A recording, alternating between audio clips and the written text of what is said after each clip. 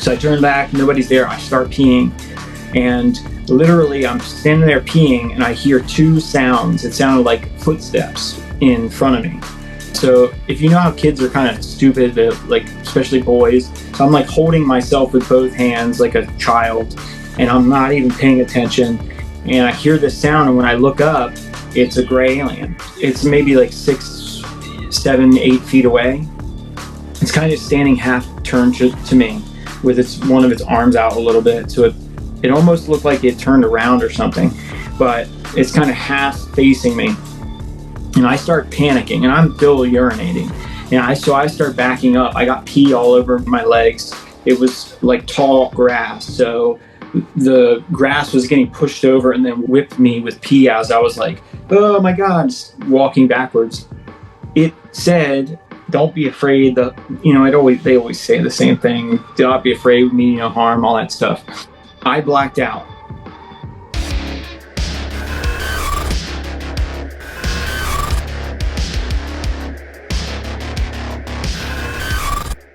Welcome back. I'm here again with Justin Bush. Justin, welcome back.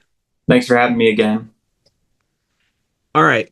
So I think you have plenty of incidents that you can discuss, but we're going to discuss specifically 2 more. So let's first talk about the interception. What year was it? And then just kind of lay out what happened. I think that was 96. I don't know the exact date, but so it's kind of silly, but we have a local racetrack in Delaware, the Monster Mile, and they did racing like their normal NASCAR season. They have 2 dates. One was in June and one is in September. Oh, is this in Dover? No, so this happened in Lewis, but the reason that I know approximately the date is because it was the race weekend at the Monster Mile. So my dad is a big NASCAR fan, and he was inside watching NASCAR at Dover. So it was either the weekend of, I believe it's June, or it was the weekend in September, but I really don't know. Like, I was only about 8 or 9 at the time. I believe this was 96. So I think he knows the exact date, but I'm not really sure of it. I think just around the year. What yeah, season? It was in 90, about 96. This would have been summer-ish, around summer 96. Yeah. That's good enough. So, but basically I was playing basketball. My brother was playing with me. I have an older brother. He's about 2 years older. And so we were outside playing basketball in my aunt's yard, which is like our right next door neighbor. And he had walked away. He's really competitive. He's always been like super competitive. And so he gets angry and kind of like walks off or whatever. And so I was shooting around for a while, and I kind of looked around to see where he was. And I saw him. There's this teeny tiny hill on the front of our property. And he was just standing on the hill, just staring straight up in the sky, like not moving, not doing anything. So I walked right up to him. He never moved. He never addressed me. He never turned to me. Like, even when I got like a foot away from him, and I didn't know what he was looking at. I was like, well, I didn't know what he was doing. But I walked up to him, and he just said, "What's that?" And he pointed his hand up in the air. And so I looked up, and very high, we're talking like where we live is a corridor on the northeast. So we get commercial air traffic constantly. I mean, all day long, you can just see flights going either directly south or directly north. They're going up to like Newark and BWI and stuff like that. So I see this tube, is a silver tube, and it's extremely high up. And I see it for like a second. I'm like, it's probably just a plane. And I look back at him, and he still hasn't like moved. He hasn't even addressed me. He pointed his finger, and then he just keeps staring. And he was like, no, it's moving funny. And so I looked at it for a second and looked at him, and then I looked back and it was gone. And so I was like, where the heck did it go? And then it just appeared. To advertise on Through a Glass Darkly, email throughaglassdarkly@gmail.com. And when it appeared, it almost looked like it was like a shutter of like a camera where it just went boop like that. And so I was like, what? Like, that was my first, like, okay, I don't know what I'm looking at. And so I watched it. This thing, this tic-tac, silver tic-tac shaped object was disappearing and appearing. Like if it was here, it would be like this. And it was doing this like thousands of feet away from its original location.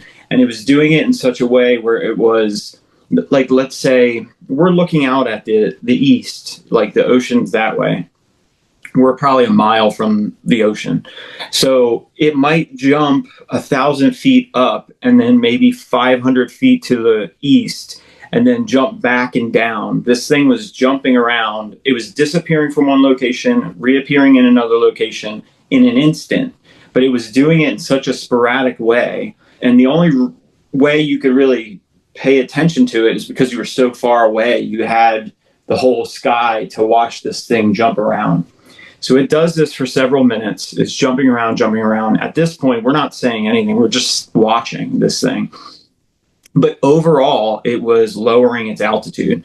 Like, you know, it might jump up, but then it would jump back down. And so it came all the way down, definitely less than 1,000 feet, like hundreds of feet. It did one last jump until it got a few hundred feet off the ground.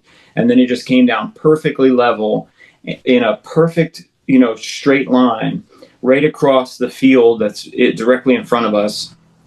And it hovers over a group of trees and it just stops, just sits there. And so we're watching this. And for some reason, my brother, after a while, you know, watching this thing, he just starts yelling. He's like, "Go get Dad." And so I ran up the driveway and I ripped open the door and I started yelling for my father. And my dad was watching TV. He couldn't really hear me, I think. I don't think he knew what I was trying to say. So all he said, he was like, "What?" And I just slammed the door and ran back because I didn't want to miss, like, this was like, even as a kid, like, we're watching something insane happening. Like, we might not understand what it is, but this is daylight. I should have mentioned this before. The sun was. How old were you at the time? I think I was eight. I was probably about 8 when this happened. Okay. I think he was 10, probably going, he might have turned 11 already, actually, because we're like 2.5 years apart. So he might have been 11 and I might have been 8, just about to turn 9. So this thing jumps all around. It comes down. It hovers over those trees. I tell my dad, but I didn't want to miss it. So I just kind of yelled like, "You got to come see this," or whatever. And he was like, "What?" And I just slammed the door and ran away. But at that very moment, I jumped down the front steps and this helicopter came over our house. And it was low, like feet off the ground. I said at one point, so we have my dad's house and my grandfather's house, or my grandfather's garage. And it's like a 2-story garage. And I said, I was like, if I stood on the top of the roof of that garage, I think this helicopter might have been able to knock me off, like run into me. It was that low. So I paused for a second to watch this helicopter fly over me.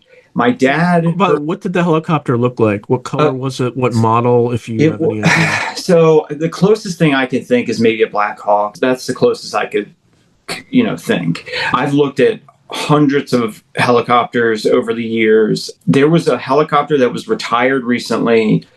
I think it's in North Carolina somewhere in some museum. And it was the closest I had ever seen to the helicopter I saw that day. And it was a type of Black Hawk with some, you know, whatever. But it was classified in the 90s. And then they put it in a museum in, like, I don't know, 2011 or something like that. But that was the closest I saw. This helicopter had no symbols, no numbers, no tail number, no nothing. What museum was it in? Do you know? I can't remember. I could look it up for you and try to find it. But so I was looking up, somebody else asked me the same question, like, do you know which one it was? And I told them, I was like, I've looked and I looked and I looked. After I got off that interview, I tried again to look. And one of the first things I found was a retired, so there was a squadron that I can't even remember the name, but they were operating through the 90s and early 2000s. When they retired those aircraft, one of them went to this museum, and the air crew, the old air crew, had signed the inside of, so they had like a bunch of signatures and I think dates of when they served on this helicopter inside the cavity. Which branch? I think it was Air Force. It sounds like Air Force. And it was probably operating out of Dover Air Force Base. That's what I was thinking too. But it came from Long Neck, Delaware. So it flew like parallel with Route 24. So where we live, we're about 1 mile away from Route 1. So like we live right off of Route 24 in Delaware in Sussex County. So it flew as if it was coming from Long Neck. You know, Long Neck has a big bay area. It's hard for regular people to understand. When you're living on the coast, it's jagged. So like that whole area is like you go down 24, you make a right, let's say, or I guess technically a left, and you'll go out to the ocean that way. You go up a little bit further, you make a different turn, you'll go out to the bay. And because it's a jagged coastline, those roads are all varying, you know, distances and stuff. So this guy came, whoever was flying it, he came from Long Neck area directly parallel with Route 24 towards the east, towards the what would be Lewis Beach, Rehoboth Beach area, like straight out to the ocean. But yeah, so there was nothing I could see. There was no identifier. The only identifier I saw is there clearly had a glass cap at the nose area of the helicopter. It was low enough you could see that. And it had like an orb on the front of it, like some sort of camera system or tracking system or something like that. Those were the two like really identifiable things. I used to tell people I thought it might have winglets on it, but I was so young and I don't like telling people that because I can't be certain.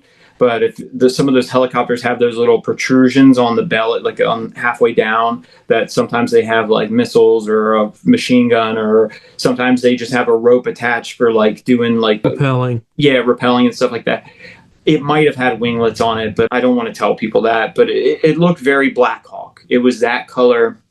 It had this glass kind of piece on the front, right at the nose, and then it had what looked like our tracking. If I said the name of the helicopter, would you recognize it?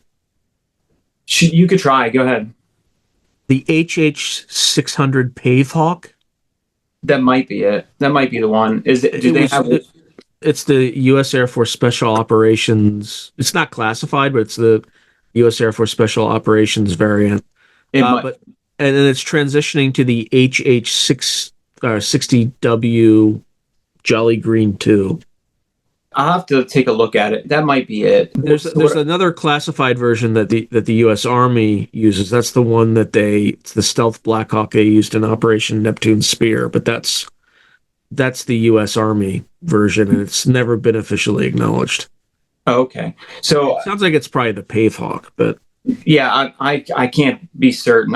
So when I found that one helicopter in the museum, it had like a short history, and it said that it was classified through the 90s. It was, you know, classified for a certain period of time, and then it was taken over by another airframe or whatever, and then they retired it out. Like they stopped missions, and I think it was like late 2000s, early 2010, and they got one sometime in the 2010s. And they put it in this museum. And it was just the closest one that I saw. I can't even be sure it was the right one. But it was very Black Hawk, it just looked like some sort of fighter type black helicopter. I was young, so my dad did take me to air shows and stuff like that. So I'd seen some other helicopters. And this was the first one I'd ever seen like that. Up close. Let me show you a version, and then I'll just edit this in.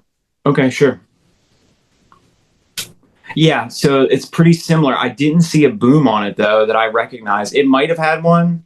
Yeah, I think booms can be added or taken down. I can't be sure if it had a boom, but it definitely had. Do you see the orb on the front of it? So it's just right underneath. There? No, down further. It's just underneath the nose. Right underneath the boom. Do you see that little protrusion? Right there, yeah. Yep. Yeah, so it had something like that, and it also had. Do you see the little glass sides on it, like on the underside of where the pilot is, like right at the nose? It's got these glass panels, like right at the nose. So go to the left. Right. Oh, I see, right there. Yeah. So it had something like that where they could see kind of down in the cockpit. You know what I mean? Look out the nose and straight at the ground. It's so it's probably a Pavehawk, because a Pavehawk has been since retired. It's definitely something like that. That's pretty close. I don't think the color's quite right on that one, but it's definitely close. Yeah. I don't. Yeah, I wouldn't. I wouldn't bet on the bank on the color. Let me just. Mm-hmm. All right. Sorry, I didn't mean to. those details help with stories, right? No. You're perfectly fine. I mean, I completely understand that those details are important. I was young, so for me, it's just a guess. Like, I did draw a picture of it years ago, but I have no idea where it was. And so that picture is probably the most accurate representation you'll ever get. It's because my memory was more fresh. But it was just what I would call a blacked out helicopter. Definitely military. It clearly wasn't like what we would consider like private, like a news station's helicopter or something like that. So this thing, it comes from the west and it's flying directly east. It's very low. The sun is going down behind us. So this happened probably, this all started maybe 15 minutes from sundown. So it was still really bright outside, but the sun was going down behind us. So this thing flies out. I run up next to my brother. My father, so I opened the door, yelled at him. He didn't really know what I said, but then he immediately heard this helicopter like shook the house. It was so low. So he comes out behind me. And then I run up next to my brother. My dad follows us. This helicopter, it starts to fly across the field in front of us, which is a few hundred yards, wide, probably like 300 yards wide. And the craft had started very slowly flying, like maybe a mile an hour or something like that, along the trees at the edge of the field. And it was going perfectly south-north.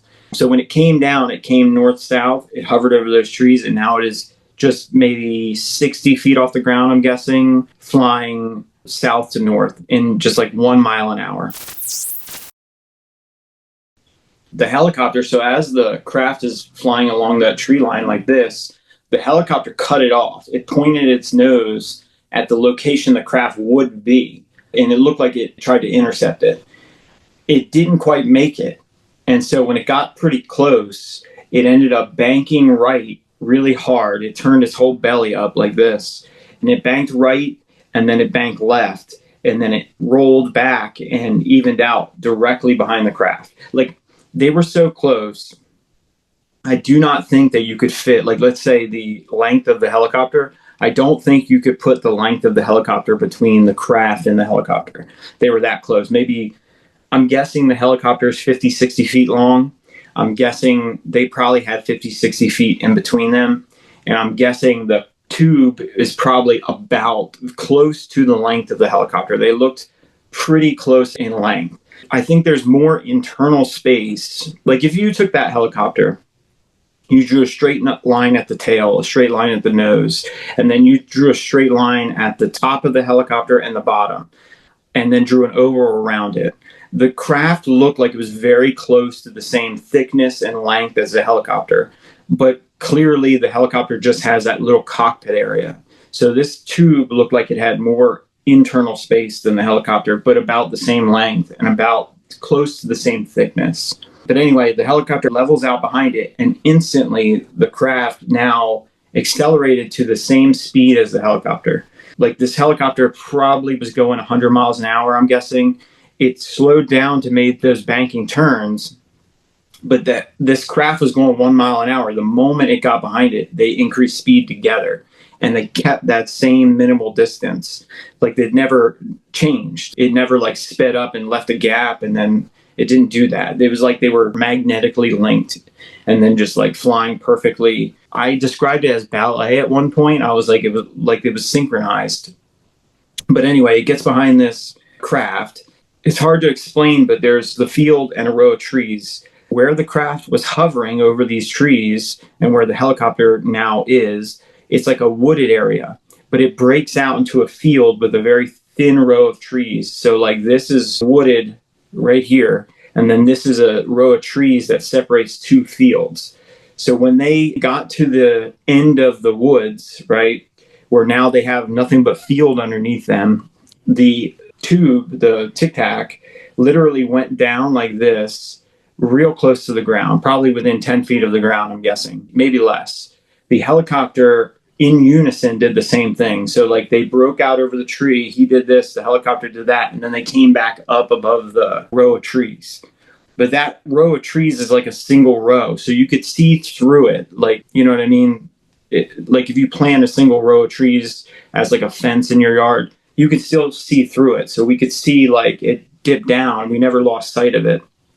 So it comes back up above the trees. I'm guessing they're 30 feet off the ground now, maybe 40 feet off the ground. And they're coming up to Route 24. So they've only got maybe, I'm guessing, less than 100 yards to the edge of the road. And that road has electrical wires running down it. So when the craft came up to the electrical wires, like, oh, well, I should say this. So right before they hit these electrical wires, like maybe 1 or 2 seconds, I'm guessing, before they slam into these wires, that's how low they were, that they would have hit the wires. So the sun is going down. So it's getting slightly darker as this happens, right? The helicopter points what I thought might have been like a spotlight. I don't know what it was. But from the nose of the craft, this light shoots out like a cone at the tic-tac. And the tic-tac treated it like it was some sort of attack or something. It instantly disappeared.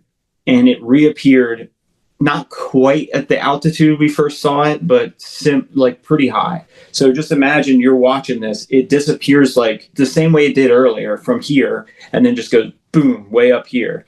And the helicopter, it was chasing it so fast that it instantly had to pull up because it was about to entangle itself into these power lines. It literally, I said to somebody, I was like, if the craft didn't do that, if it had waited just one more second before it shot off like that, I think the helicopter would have been crashed on the side of the road. Like it pulled up so sharp and just barely missed clipping those wires on the side of the road. But anyway, my dad was there with us, you know. So this is the first time my dad saw that it could do this, like that it could, shoot from one place to the other, right?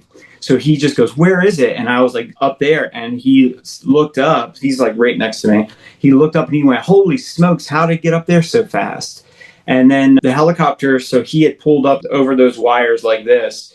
He reoriented his nose to exactly where the craft went. So he just points his nose at the craft and he just starts climbing. We watched. So that was like dusk, it wasn't dark, but it was darker.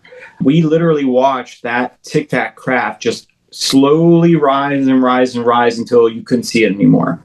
And then we stayed out there for probably 5 more minutes or so. And we watched the helicopter trying to get up to that altitude. And it probably made it halfway. In the middle of the helicopter trying to get up to that altitude, it turned on its lights. So it had no lights on it. And it turned on its blinking like aerial lights, probably like halfway.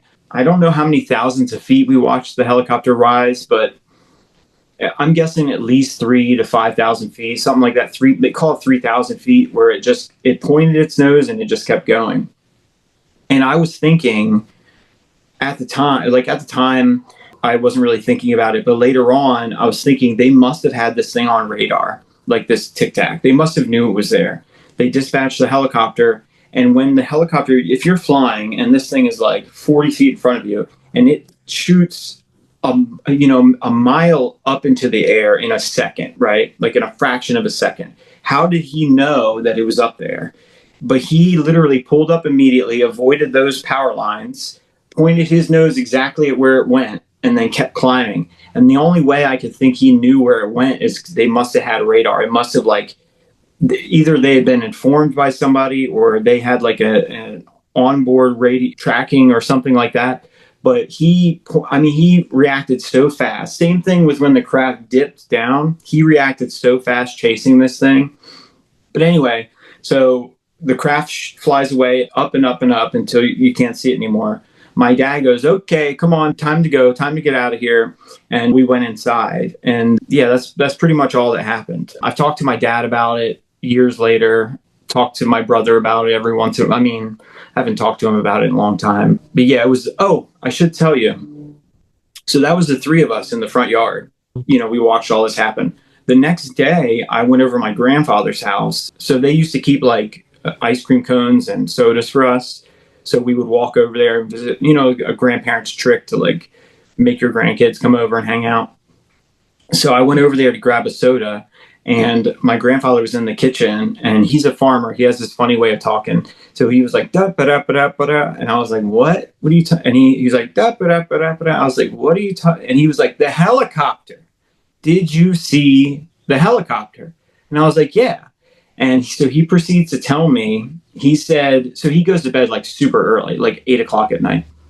Oh, wow. So he told me that he heard the helicopter. He said, I'm laying in bed trying to fall asleep, and that helicopter's flying all around, waking people up. And he said, I went and looked in his bedroom window faces that exact field. Like that field is the field that he's plowed and planted, and he, runs his combine through there and all that, So he said the helicopter, when it flew by our houses, like flew right over my dad's, which is his neighbor. He said he got up and went to the window to see what was going on.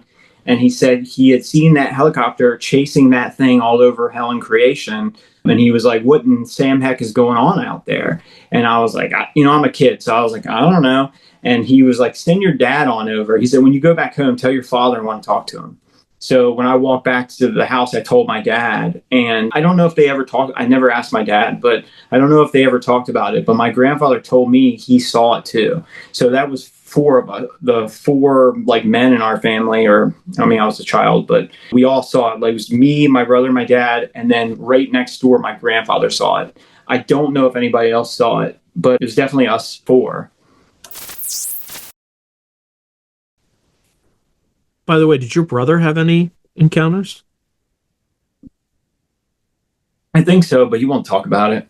So here's the thing. My brother, he's a businessman. He's just a business guy. His image is really important to him. When my brother would talk to me about the tic-tac, like we talked about it when you grow up, you separate and your brother goes here and you go there. And every once in a while, your Thanksgiving or someone has a baby or whatever. So what he used to do was he used to like wait until nobody was around. And then he'd walk up to me and he would like look around and make sure nobody was listening. And he'd be like, what do you think it was? Like, but you can tell, I don't know how to explain this. If I were to bet my life on it, I bet you he's seen other stuff and he just won't talk about it. He's talked to me about it in private, but you could tell. Is he younger or older? No, he's older. He's like 2.5 years older. He won't talk about it publicly. If you ask him about it, I bet you he'd deny it. I don't think my dad will. See, here's the thing. My dad doesn't like people calling him a liar. Like, if you were like, did you see this? He would tell you the truth. He would probably tell you it's none of your business. And then you'd be like, well, you're going to tell the truth or what? And he'd be like, yeah, I saw it. Yeah. And what? Like, he's kind of one of those people, like, you can't challenge. He was there. I was there. You weren't there. I was there. Right. He's one of those people. But my brother will just pretend like he doesn't know what you're talking about. Especially if you're in public. If you're around other people, he won't talk about it. I suspect, this is just me. If I had to guess, I would guess that he's probably seen more. And for whatever reason, it's really disturbed him. And he's kind of like me 10 years ago, where I just wanted to push it down and push it down and push it down. But he has talked to me about specifically that event. Years later, he's talked to me about it. My father talked about it. First time I ever saw my dad talk about it in front of somebody else, I had a UFO encounter with my girlfriend. And it was the first time she ever saw a UFO. And so we had gone to my dad's house like right afterwards. And I was just telling my dad. And so I'm telling him what happened. My girlfriend said, this is the craziest thing I've ever seen in my life. And I said, that's nothing. This one time, this helicopter chased this UFO. And so my dad talked to her about it. And that was like the first time I ever seen him like truly talk to somebody outside of our immediate family. Like, I was stunned that he was willing to admit it to, really a stranger. Like, this woman is she's not his girlfriend. He was pretty much a stranger to him. That was the first time I ever saw him, and he admitted to it. He did correct me. So I told her the story. He said his piece, what he saw, whatever. He said, so I just told you that when this object was flying from one point to the other, it was disappearing and reappearing. And my father said, I wouldn't say that to people. And I was like, what? I was like, what's the problem? He's like, I don't think that's the right way of saying it. And he was like, disappear, reappear. He's like, that makes you think of like a magic trick or something. And he was like, I think it's just going so fast that you cannot see it move from point A to point B. He said, so I think you should clarify that it's not like, I don't think it was like disappearing. I think it was. Can you remind me where this was again? Was this near this Monster Mile? No, this would be Mulberry Knoll Road.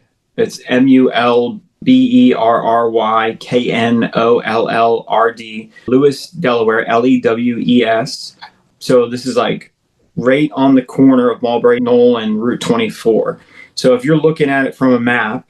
But what did it have to? You mentioned the Monster Mile. Well, the reason I mentioned it is because my father said, he was like, that was race weekend, and he said he was like, so and so won the whatever that day. So here's okay. There's a specific reason I asked this. Right. So there were 2 Monster Miles that year. Okay. Yeah, I think so. Or sorry, two NASCAR races. There was the Miller 500. Yeah. That was the spring race. That was held on Sunday, June 2nd, 1996. Did Tony Stewart win that one? This is all very helpful. Here's the second. Let me get to the point first, and then we can add that.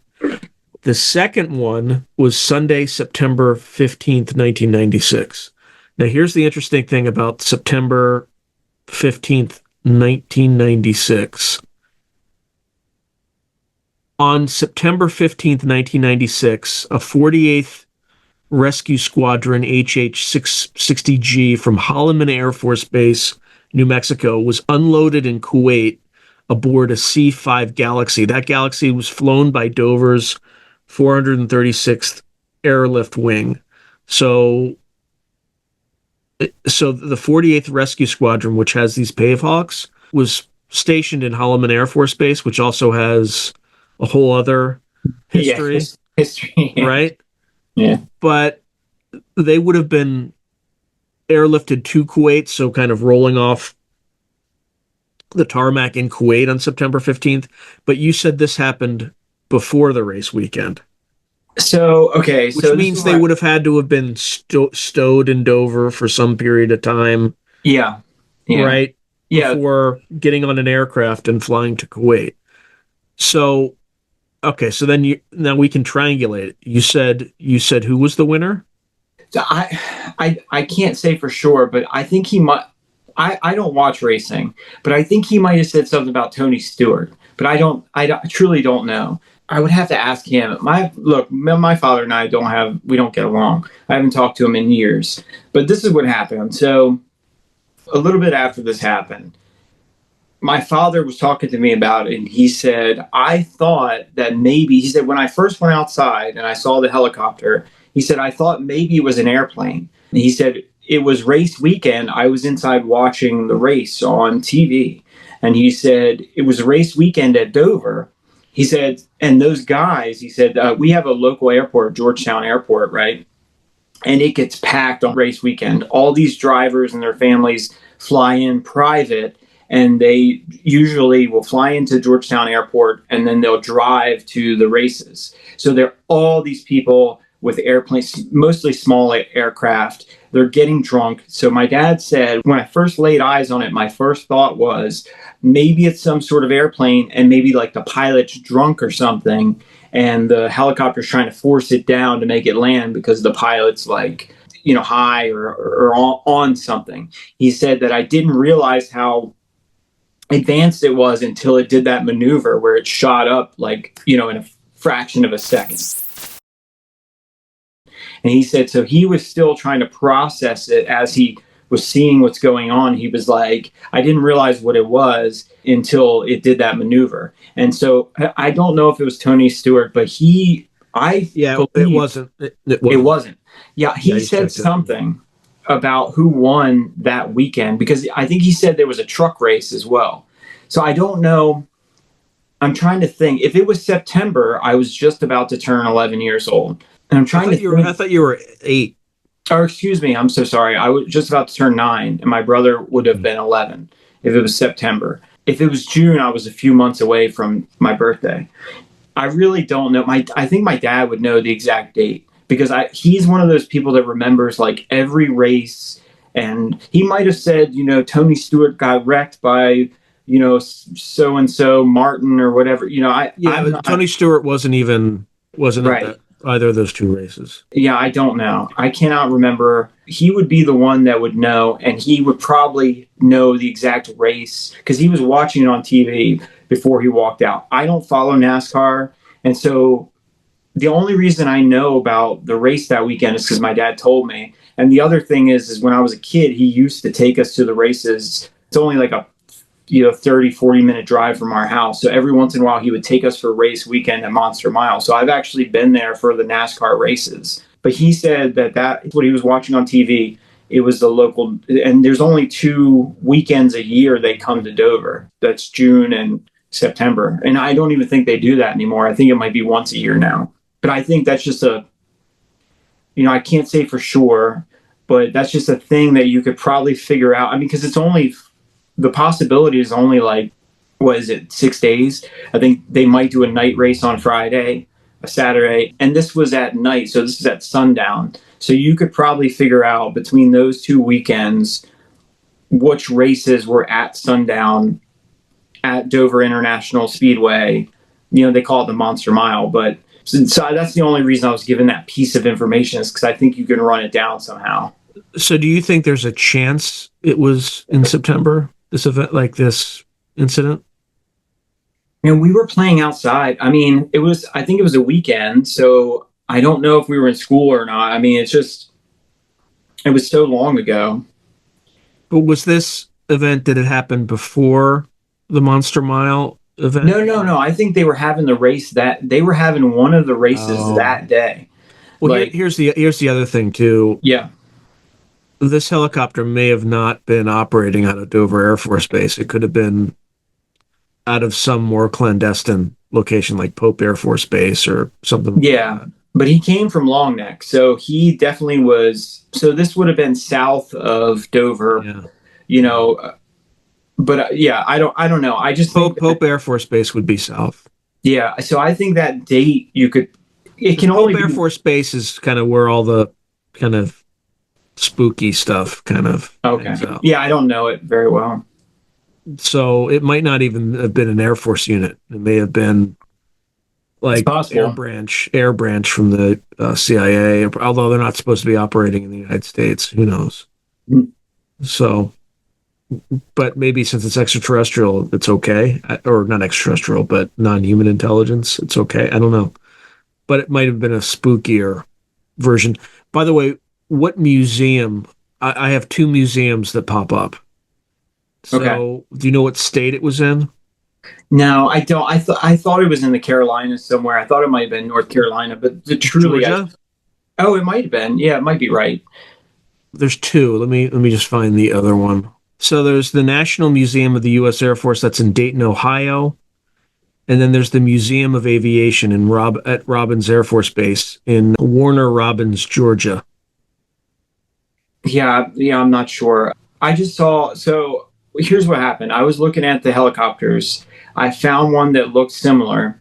I clicked a link that I found, because I'm just scrolling through different types of helicopters, and it took me right to a museum, and they had like a little blurb at the bottom, and the helicopter they looked like they took whiteout pens and wrote their names on the inside wall. So it had like a few pictures of it, but I can't be sure where. I thought that was down south somewhere, but I can't be sure. This is like probably, I don't know, maybe 2 years ago, a year and a half ago that I, looked this up. I'm trying to think if there's any way I can look it up.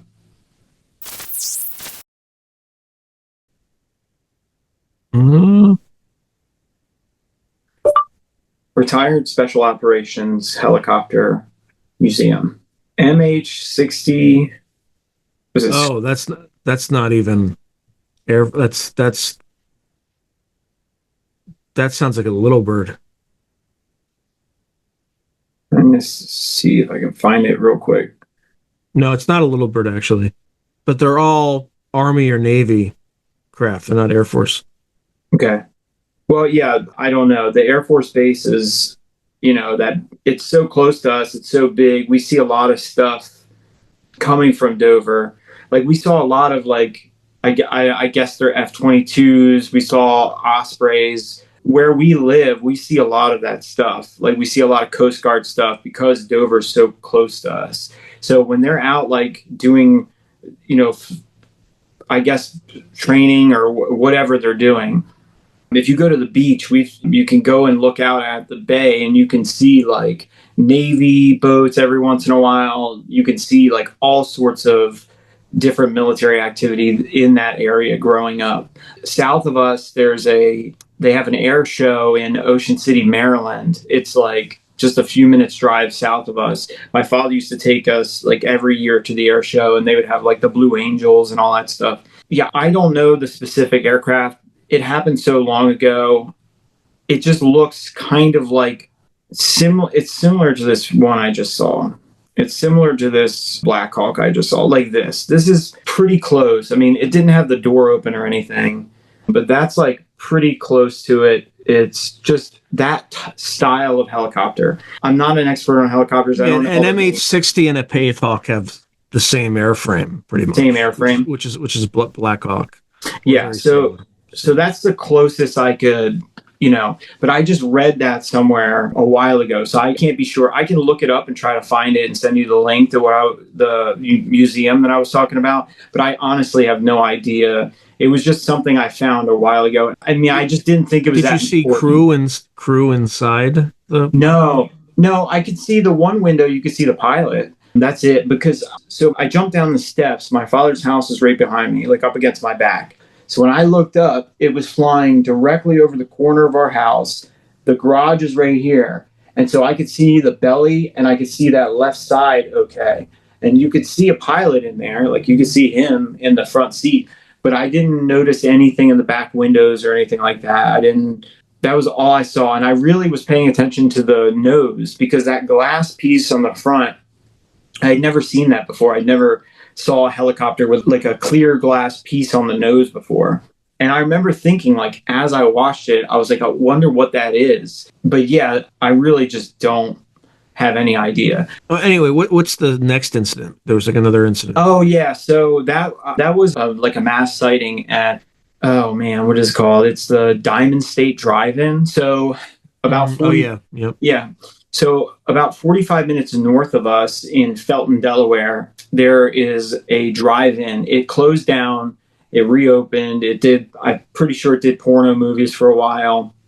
But anyway, in the 90s, it was kind of licensed. Like this guy bought the company and rented the land and all this stuff. So it wasn't like, it's hard to explain. It wasn't his property, but the business was his. And he did it to like reinvigorate, the area and like nostalgia for the 1950s style drive-in movie and all that stuff. He actually did that multiple times. I only know this because when I was looking for witnesses later on, he was the first person I came across was the owner of the business. And there were links to him to other drive-in movie theaters. So he had purchased other drive-in movie theaters like up north in, I think it was like Massachusetts or something like that. It might have been Maine or Massachusetts, somewhere around there. But anyway, it's off the road and everybody grew up with, think about it like this. It used to be a drive-in for a long time and then it closed down and then it reopens even though it's under like new ownership. It's nostalgic for like the local people, you know what I mean? Who made out at the drive-in and all that stuff, The old screen was still there. It was like dilapidated, kind of falling apart, but it still was on the premises. And the old drive-in was right next to the new drive-in on the same property. So back in the day, they had these metal poles with speakers and they had a wire that come out of the pole with the speaker on top and you'd hang the speaker in your car on the window of your car. So it was that old school of a drive-in. When they swapped to AM radios and you could turn on your AM station and listen in your car, they basically just moved the drive-in over a few hundred yards. So that entire old drive-in is still there. But anyway, my dad took my mom there when they were younger So it was one of those things that it's like nostalgic or whatever. The local population was happy to have a drive-in. It didn't last many years because they really don't make much money. So anyway, this was probably in July of, I'm guessing it was 1999. So my brother had just turned 13 in March, and he was allowed to stay home that night, my older brother.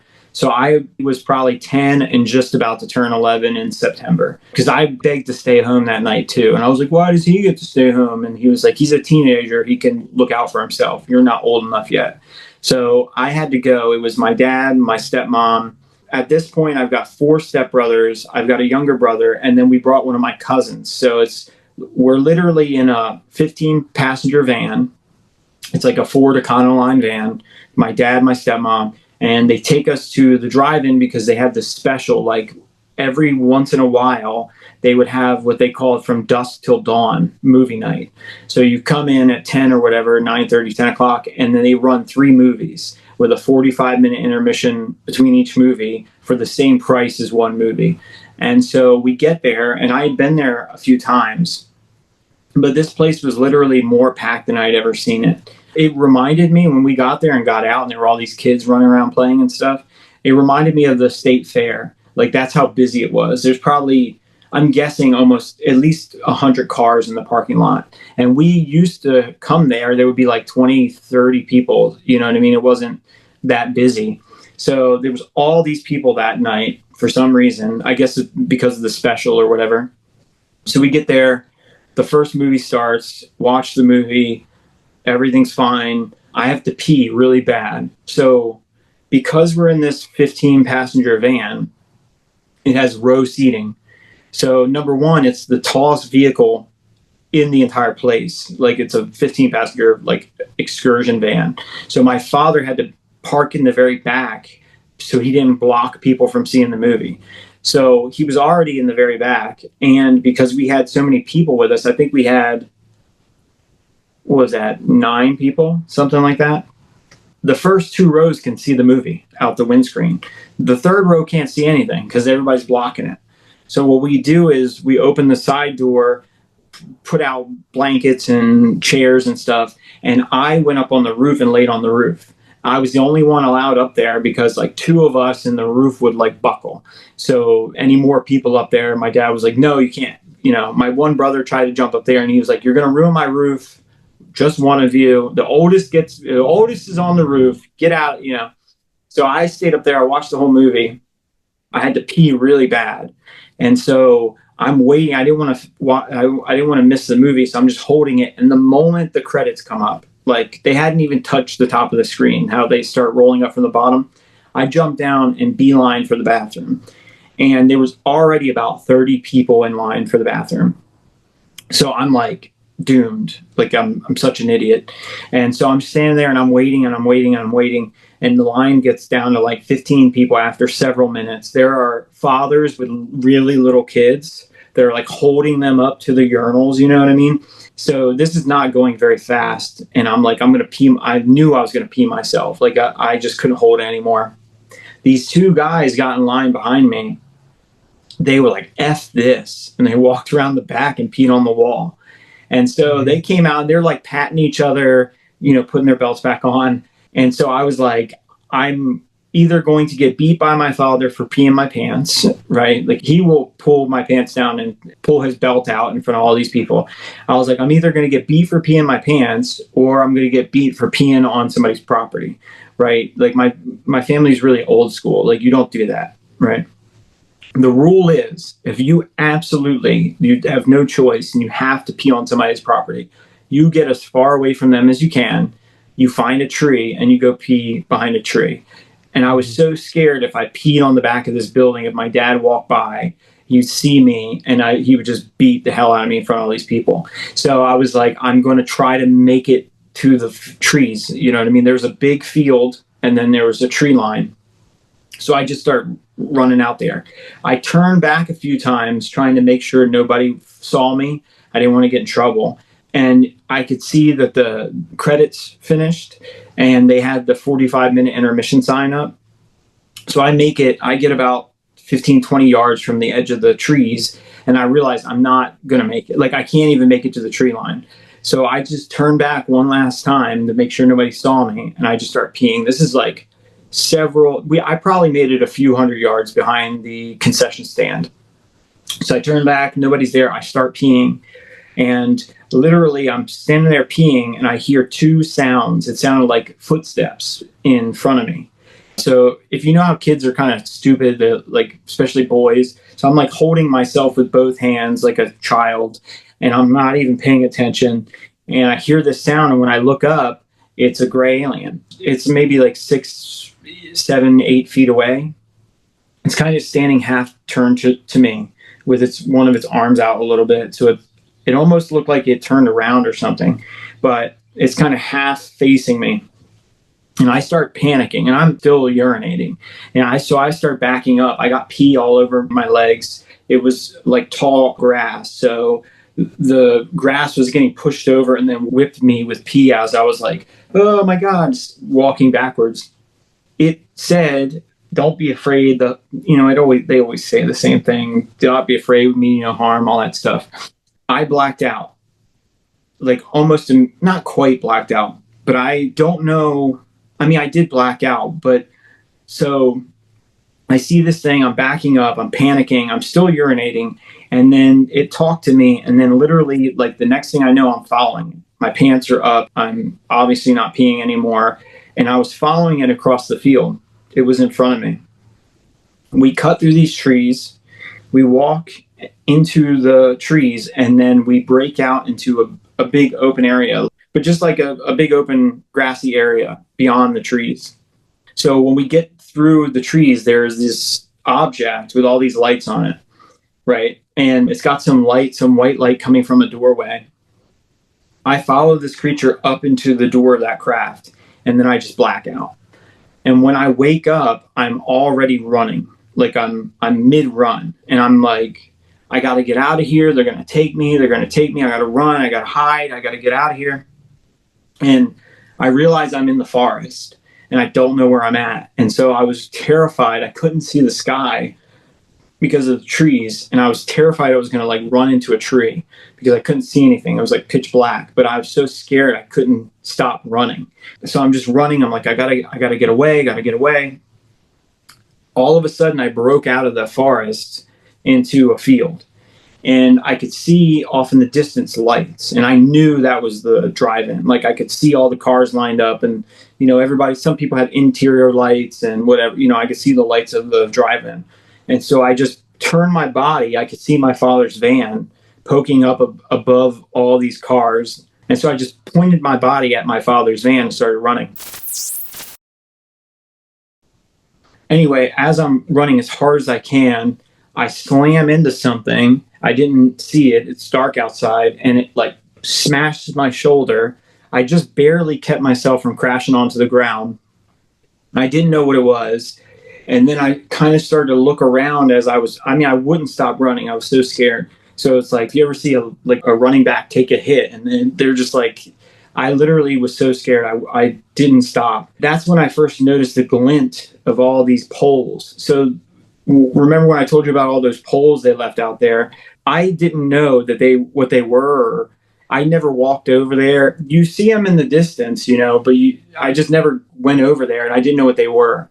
So I slammed into one of these poles, and I noticed that they were lined up in a grid shape. So once I realized that, and I realized I was running against the grid, that's why I slammed into one. So I turned my body to run down the line so I didn't run into another pole.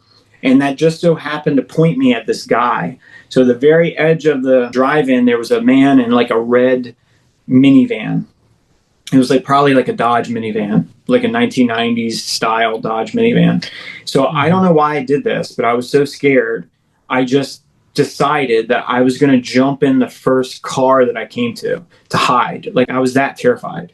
So I ran up. He didn't have a side door on that driver's side, and he was sitting in the passenger seat or in the driver's seat. So I couldn't jump in the driver's seat.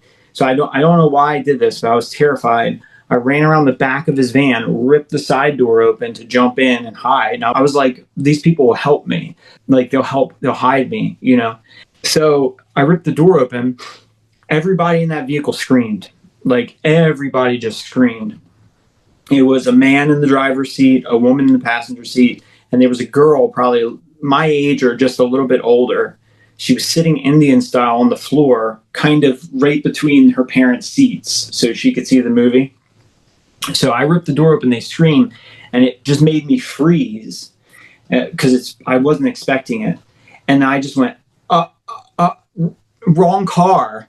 And then I shut the door. That's all I could think to say. I literally was stuttering. I was like, ah. And then I just said wrong car and I shut the door. And the parents cussed me a lot.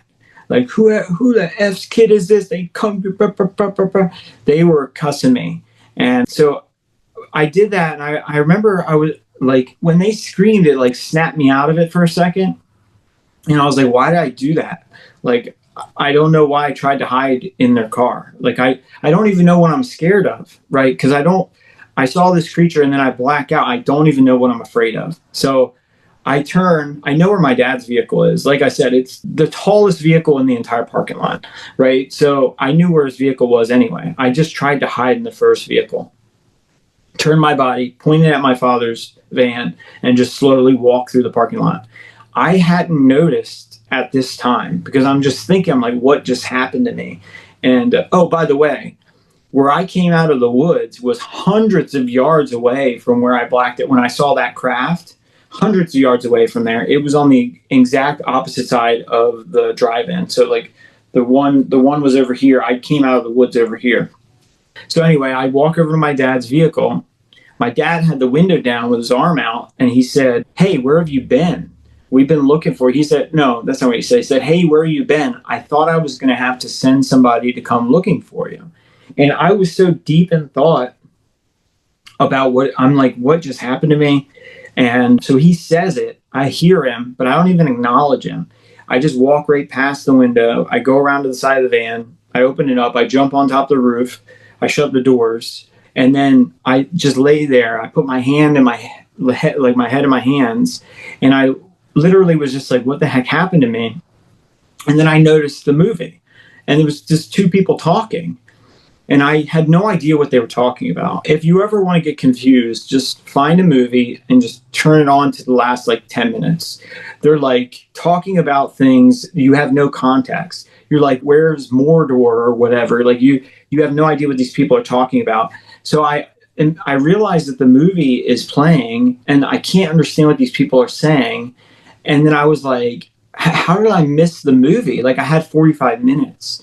Like, remember, for me, it was like 1 second, like blink and I wake up in the woods. And so I'm like, how did I miss the beginning of the movie? I had so much time. And as I'm trying to understand what's going on, my dad, he's in the driver's seat. So he literally reaches out of his window and just touches me like that. He touches me on my shoulder and he goes, "Hey, look at that." And he points out his window.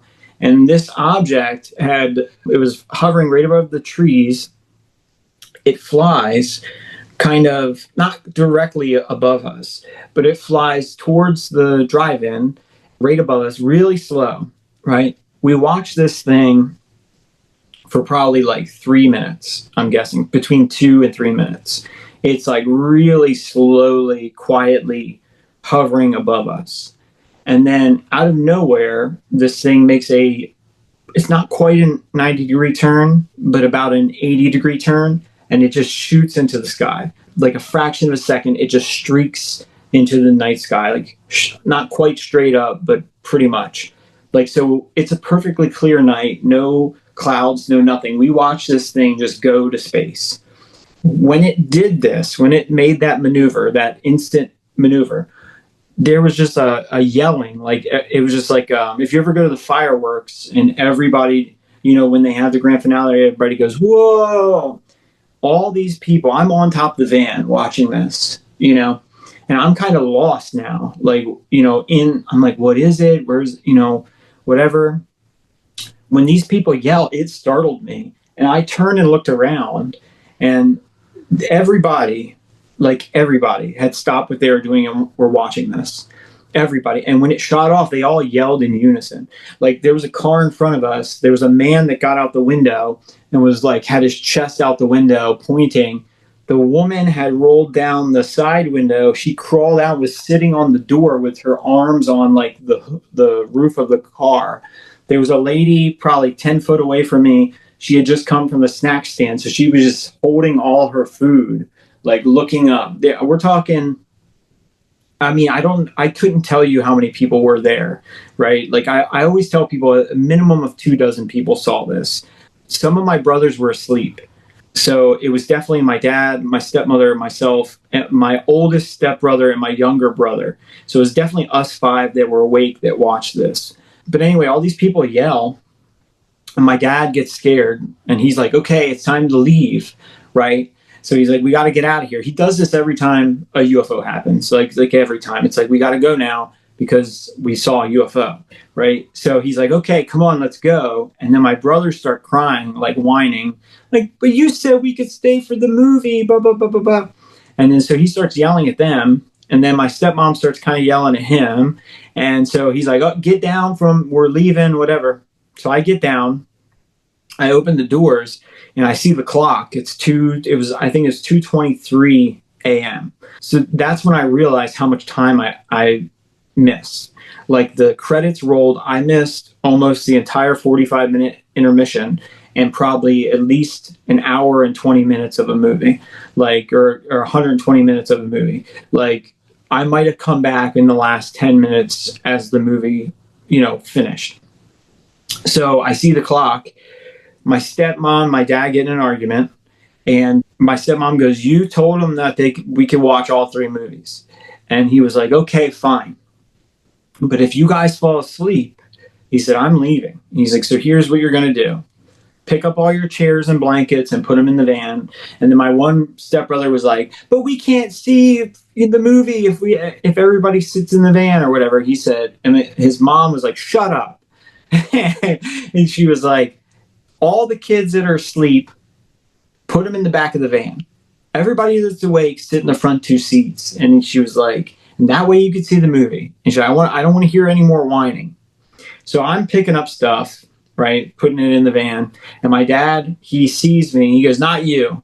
He pulls out his wallet and he hands me $20. And he goes, I want 2 hot dogs. And so he hands me $20. And he's like, get whatever you want. He said, 2 hot dogs and a drink. Spend the rest on popcorn and stuff, whatever. So I was like, okay. And I walked away while the rest of my brothers were cleaning up, picking up all the trash and blankets and stuff. And when I went up to the concession stand, there was a group of people, right? They were standing in front. They weren't in line. They were just standing there. And I walked up next to them, and they were all talking about the object. They were like, have you ever seen anything like it? Like, no. It's the fastest thing I've ever seen, blah, blah, blah, blah. A little bit on the other side, there was another group doing the same thing. And then there was another group. This old lady with short hair went from the original group she was in, and she went to this other group. And then, we're talking about 6 people here, 7 over there, So she went to the second group and started talking to them. And then she turned back and yelled to the first group. She was like, they saw it too. She was doing this. I think one of them was her husband. She comes over to the group that I'm standing with. I'm listening. These are all adults, right? So I'm just listening to them. I saw it too, but I'm listening to people. Like the one guy was like, I was in the Navy and whatever. So this old lady comes up and she kind of butts in. She was like, did you guys see it? Did you guys see it? And the one guy's like, fastest thing. I've never seen anything like it, whatever. She turns around. She yells back to her husband. So she was going pretty much every warm body that was out there. She was going around asking everybody if they saw it. So the group that I was standing with, there was a young couple, and the girl said to an older guy, probably mid-40s, early 40s, she was probably 20, right? And she was like, do you think it was the military? And the old guy in his 40s snapped, and he was like, I've been in the military my entire life. We don't have anything that can do that. Like, he got mad, like he was aggressive about it. And the girl was like, oh shit. And and so she was like, ah. And then my stepmom came up And she was like, hurry up, go get your food or whatever. And so I went, got the food and stuff. I went to bed. The intermission was up. I went in there, fell asleep. My dad woke me up when we got home, the sun was rising. But there was I'm guessing at least 24 witnesses. If between my family and those other people that were talking about it and seeing it, but there were way more cars. So, I mean, What year was this? What year? I think this was 99. I think my brother, he turned 13 in March. So this might have been like July or August 1999, I'm guessing. Because I think was it? What movie did you watch? Oh, I have no idea what the movies were. I think the first one might have been Small Soldiers, is what I'm guessing. But I honestly can't remember. The first movie was a children's movie. The second movie, I only saw a few moments, and it was just a woman and a man talking to each other. And then I never watched the third movie. I fell asleep before it started. But this, I think that it was rare for them to have these all night movies, because they have a sign on the roadway and they have it used to say from dusk till dawn on the sign. I believe it was the summer of 99. That's my best guess, because I think I was just about to turn 11 and my brother, let me think about this. If he just turned 13, yeah, I was probably 10 and maybe a month away from turning 11 is my best guess. Any final words for the audience? No, that's it. I mean, I've had a few encounters. I'll try to look up that helicopter and send it to you. But yeah, no, I've had it. I'm lucky that I've had witnesses over the years. I'm lucky that my father was there, my stepmother. I've had to go through it by myself sometimes. It's absolutely the most difficult thing you could do to try to relate to somebody else. The extent of, how these things affect you. It's so traumatizing sometimes to experience it alone that it's like this, wonderful thing when somebody gets a glimpse of it. And so if I have any message for the audience, it's community, like talking to each other. There are other people out there that know what you went through. The general public might not. But if you're unlucky enough to have seen something by yourself, there are people that can relate and can understand you and are out there to help you. All right. Thank you, Justin. As always, it's an absolute pleasure. And, talk soon. Thank you. If you enjoyed today's video, please hit like and subscribe, and also hit the notification button so you can be notified whenever I post new content. Thank you. Now, if you're enjoying the channel and you want to support it, there are several things you can do. In fact, there are 5 things you can do. The first thing you can do is just buy my books. I got plenty of books out in the market right now, and I would prefer that folks buy a book rather than giving me direct support, because they get something out of it. They get a real tangible product. The second way you can support me is by becoming a member on YouTube or becoming a patron on Patreon. And just go to either site and it'll explain everything.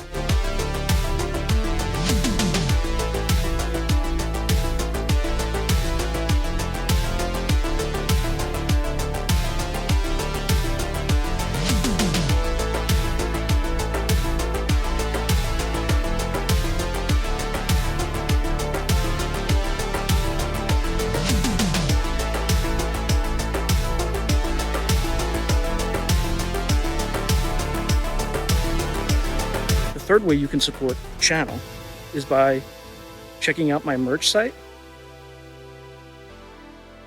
which is here. There's plenty of stuff that you can get to support the channel. And I'd appreciate that you have it and can wear it. Not only do you help support the channel, but you also help promote the channel, and I appreciate that.